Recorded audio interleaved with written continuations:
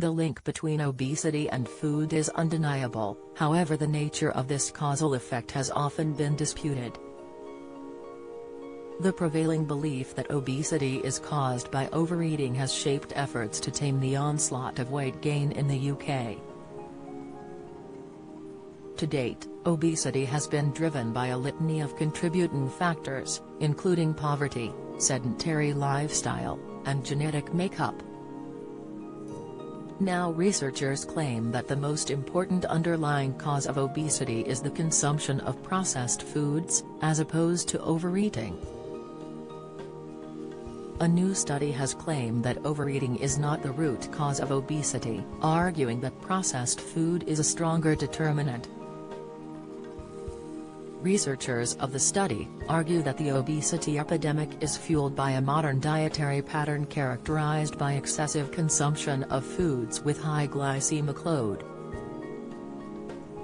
Processed foods in particular were deemed the most prominent influential factor. Lead author Dr. David Ludwig, endocrinologist at Boston Children's Hospital and professor at Harvard Medical School, said that the energy balance model doesn't explain the biological causes of weight gain.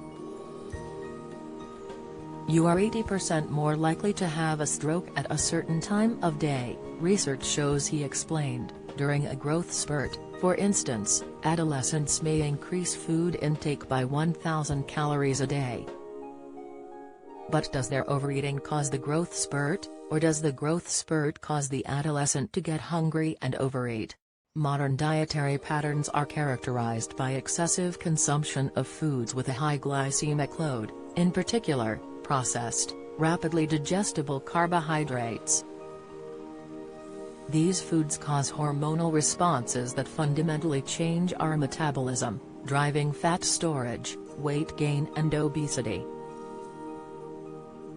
Don't miss menopause symptoms, 2 of the first symptoms as hormones decline. Insight James Martin Health, the chef at risk of a life-threatening condition. Latest diabetes type 2 symptoms, the first sign of high blood sugar on the skin. Insight, researchers explain that highly processed foods can trigger an increase in insulin secretion, which in turn suppressed glucagon secretion. Once glucagon levels are low, fat cells begin to store more calories, depriving muscles and other active tissues of the calories they need for fuel. This can boost feelings of hunger, causing the metabolism to shut in a bid to save energy. Researchers have pointed out that, to an extent, all the food we eat is processed. Ultra-processed foods, however, which have been chemically augmented, are also widespread in the 21st century. In fact, it has been claimed ultra-processed foods may constitute as much as 56.8% of calories in our diet. Dr. Ludwig explained, when we eat highly processed carbohydrates, the body increases insulin secretion and suppresses glucagon secretion. This, in turn, signals fat cells to store more calories, leaving fewer calories available to fuel muscles and other metabolically active tissues. The brain perceives that the body isn't getting enough energy, which, in turn, leads to feelings of hunger.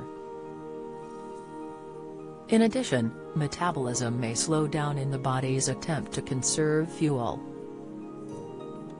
Thus, we tend to remain hungry, even as we continue to gain excess fat.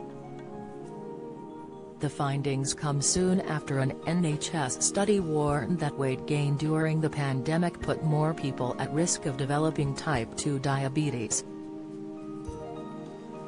Researchers highlighted that individuals asking for weight loss help were on average 2.27 kilograms heavier than those starting the program during the previous 3 years.